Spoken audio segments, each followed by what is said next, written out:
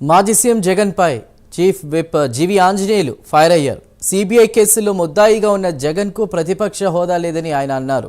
భవిష్యత్తులో వైసీపీ ఆ 11 సీట్లు కూడా రావని జీవి ఆంజనేయులు జోస్యం చెప్పారు. కూటమి ప్రభుత్వాన్ని ప్రశ్నించే నైతిక అర్హత మాజీ సీఎం జగన్ కు లేదని జీవి ఆంజనేయులు ఘాటు వ్యాఖ్యలు చేశారు.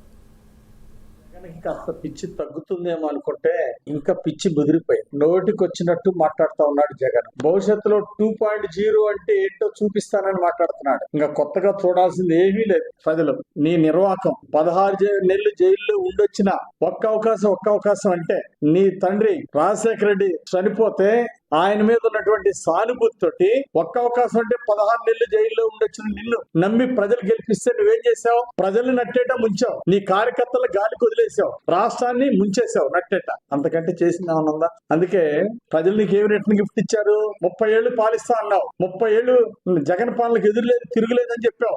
ఏమైంది? నీ పాలన చూసి విసికి వేసారి. నువ్వు అధికారంలోకి వచ్చినటువంటి సంవత్సరానికే ఈ దరిద్రుడు ఎప్పుడు దిగిపోతాడా, ఈ నియంత్రణ ఎప్పుడు పోతాడా అంటే 4 సంవత్సరాలు ప్రజలు ఎదురు చూశారు. అది నీ నిర్వాకం. ఇక మళ్ళీ నువ్వు 30 ఏళ్ల గురించి మళ్ళీ 30 ఏళ్ళు ఈసారి అధికారంలోకి వచ్చాయని మాట్లాడుతుంటే ప్రజలు నవ్వుకుంటున్నారు. విడ్డూరంగా ఉంది. ఈరోజు జగన్ నమ్మే పరిస్థితి లేదు ఎక్కడ కూడా. 30 ఏళ్ళు అధికారంలో ఉంటాను. గతంలో ఇదే చెప్పావు. చివరికి ప్రజలు నీ పరిపాలన చూసిన తర్వాత వైనాట్ 175 అన్నావు. చివరికి 11 ఇచ్చారు. మా వెంట్రుకు కూడా పీకలేరని ఎన్నికల ముందు చెప్పావు. నీ బొచ్చంతా పీకినా నీకు బుద్ధి రాదు. వెంట్రుక పీకలేరని నువ్వు అన్నందుకు ప్రజలు వెంట్రుకలు కూడా లేకుండా పీక్ అక్కడ కూర్చోబెట్టారు. రేపు 2.0 అంటే ఈ 11 సీట్లు కూడా కాదు, జీరోనే ప్రజలు నీకు ఇచ్చారు. జగన్